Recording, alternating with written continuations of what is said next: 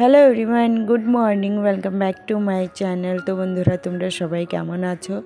আশা করছি সবাই খুব ভালো আছো, আমরাও খুব ভালো আছি।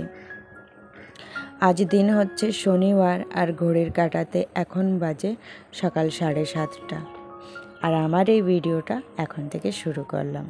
আজ ঘুম থেকে অনেক ভোরবেলায় উঠেছি, সংসারের সমস্ত বাসি কাজগুলো সেরে তারপরে একটু রান্না বসিয়ে দিয়েছিলাম। ওই যে তোমাদের দাদা ভাই খেয়ে দিয়ে তারপরে বেরোবে। আর আজকে হচ্ছে আমাদের ধোয়া কাচা লেপা পোছা এগুলো করতে হবে, কারণ আজকে দাদু মারা গিয়েছেন, পুরো 10 দিন হয়ে গিয়েছে। তো আজকে ঘাট শ্রাদ্ধ। তো ওই বিছনা চাদর পর্দা মশারি বালিশের কভার এইগুলো আমি সার্ফের জলে ভিজিয়ে দিয়েছি। তারপর এই যে গোবর মাটি এনে এই যে ঘরটাকে লেপে নিচ্ছি। তো ঘাট শ্রাদ্ধর দিন এইগুলো তো করতেই হয়, মানে যত কিছু থাকে লেপা পোছা ধোয়া ধুই এইগুলো করতে হয়। তো আজকে কাজের চাপটা অনেকটাই বেশি আছে। এখনও কি বলো তো, সকালে শুধু সেদ্ধ ভাতটাই করেছি, পরে তো ফিরে রান্না বান্না আছে। তো ভাবছি সকাল সকাল এই কাজগুলো আমি কমপ্লিট করে নেব।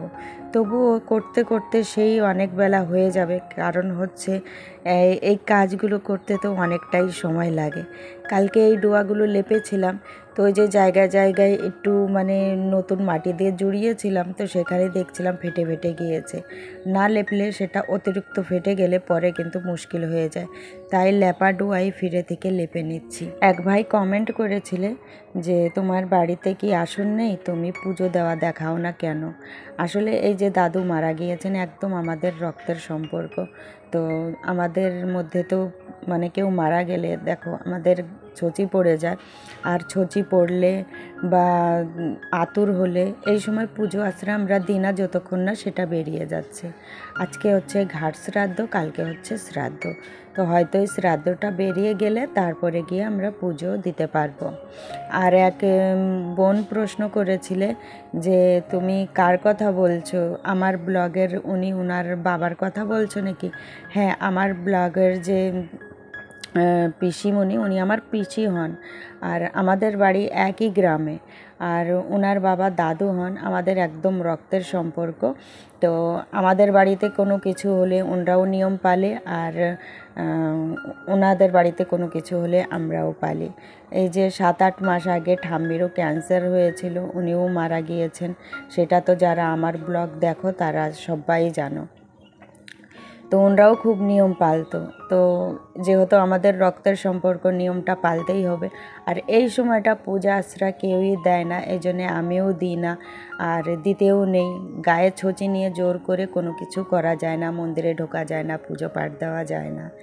যাই হোক, আমার তুমি যে প্রশ্ন করেছিলে তার উত্তরটা দিয়ে দিলাম। আর ধোয়া কাচা সমস্ত কিছু করছি। এবার আমাদের পূজার ঘরেরও অনেক কিছু ধোয়া কাচা হয়েছে, আমার ঘরেরও হয়েছে।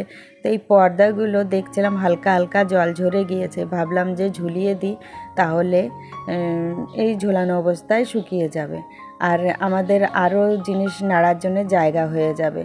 যেহেতু 2 ঘরের জিনিস, মানে জায়গাতেই হচ্ছিল না কোথায় নাড়বো না নাড়বো। তো 2টো বিছানা চাদর তো ওই দিদিদের উঠানেই গিয়ে ওনাদের তারেই ঝুলিয়ে এসেছি। যাই হোক, সমস্ত কাজ প্রায় কমপ্লিট হয়ে গিয়েছে। এই রান্নাঘরটা মোছা বাকি ছিল, এটা মুছে নিলেই কিন্তু হয়ে যাচ্ছে। তারপরে স্নান করে তারপরে যে স্নান করে এসে একটু শান্তি জল বানিয়ে পুরো ঘরে ছিটিয়ে দিচ্ছি। এটা নাকি ছিটাতে হয় গঙ্গা জল, দুধ, ধান, দুব্ব, তুলসী পাতা, কালো তিল এগুলো দিয়ে। তো তাই আমিও করে নিচ্ছি, যেটা নিয়ম সেটা কমপ্লিট করে নিচ্ছি। আর এখনও কিন্তু বেড কাভারগুলো পুরো খালি রয়েছে, এখনও বেড কাভার পাতিনি। মানে একটা মানুষ তো একা হাতে সমস্ত কিছু করতে করতে আর পেরে দিচ্ছি না, ভাবছি সমস্ত কিছু কমপ্লিট করে নিই তারপর তো মানে সকাল থেকে কিচ্ছুই খাওয়া দাওয়া ছিল না, মানে কিচ্ছুই খাইনি। আর আমি একটা কাজে ঢুকে গেলে না আর মন চায় না যে সেখান থেকে বেরিয়ে আসি, ভাবি আগে কমপ্লিট করে নেব তারপরে গিয়ে খাবো। যাই হোক, সমস্ত কাজ কমপ্লিট করে এই যে চলে এসেছি। চিড়ে মাখিয়ে নিচ্ছি লেবু লবণ লঙ্কা দিয়ে, ওটা খাওয়াও হয়ে গিয়েছে। আর পটল কেটে রেখেছি, কিছু মাথায় ঢুকছিল না কি করব না করব। পূজা ওইদিকে মুগ ডাল রান্না করছে, আর আমি শুধু এই পটলের তরকারি করব। তো প্রথমে তো কাঁচা লঙ্কা আর কালি জিরে ফোড়ন দিয়ে পটলগুলো ভাজছি। তো এর মধ্যেই মাথায় বুদ্ধি আসলো যে চলো আজকে পটল দিয়ে সর্ষে বাটা করি। কোনো দিন করিনি, কিন্তু আজকে মন চাইলো যে করে দেখি, ভালো লাগবে না কেন, ভালো তো লাগতেই হবে। এমনিই দেখো পটল ভাজা এত ভালো লাগে, আর সুন্দর করে পটল ভেজে যেভাবেই রান্না করো না কেন ভালো লেগেই যায়। তাই এই যে মিক্সিতে এখন সর্ষে, জিরে, একটু লবণ, হলুদ আর একটা কাঁচা লঙ্কা নিয়ে নিয়েছি। আমার দিদাকে দেখতাম এইভাবে সর্ষে বাটতো উনি, তো এইভাবে সর্ষে বাটলে নাকি কোনো দিনও তেতো হয় না। ওই যে অনেকে বলে না যে সর্ষে বাটলে তেতো হয়ে যায়, এই রকম মানে লবণ, হলুদ আর একটু লঙ্কা দিয়ে বাটলে নাকি কোনো সময় তেতো হয় না। যাই হোক, এদিকে ভাতটাও বসিয়ে দিয়েছি। আর যেহেতু রান্না করতে করতে আমার অনেকটাই লেট হয়ে গিয়েছিল, তো এই যে একটাই তরকারি করব। আসলে দুজন মিলে মানে তরকারি দেওয়া নেওয়া করি, তো সামান্য কিছু একটা দুটো জিনিস রান্না করলেই হয়ে যায়, বেশি কিছু আমাদের রান্না করতে হয় না। তো এই দেখো পটল ভাজাটা হয়ে গিয়েছিল, তার মধ্যে ওই সর্ষে বাটা দিয়ে দিয়েছি আর কয়েকটা কাঁচা লঙ্কাগুলো বেশিরভাগ আমি গোটাই রেখেছি, কেননা বাচ্চারা খাওয়া দাওয়া করে। আর লাস্টে সর্ষের তেল দিয়ে নামিয়ে নিয়েছি। আর পূজা এই যে কুমড়োর ফুল ভাজা করেছিল, আর এই যে আমি পটলের তরকারি করেছিলাম, আর পূজা ডাল করেছিল।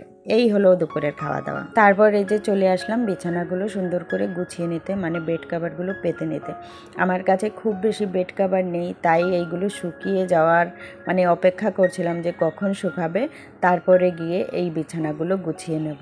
এক্সট্রা একটা আছে, কিন্তু ওইটা না আমার পছন্দই হচ্ছে না, অনেক দিন পুরনো হয়ে গিয়েছে, তো পাতলেই মনে হয়, যেদিন পাতি সেই দিনই মনে হয় কি নোংরা হয়ে গিয়েছে, এজন্য ওটা আর পাততে ইচ্ছা হলো না।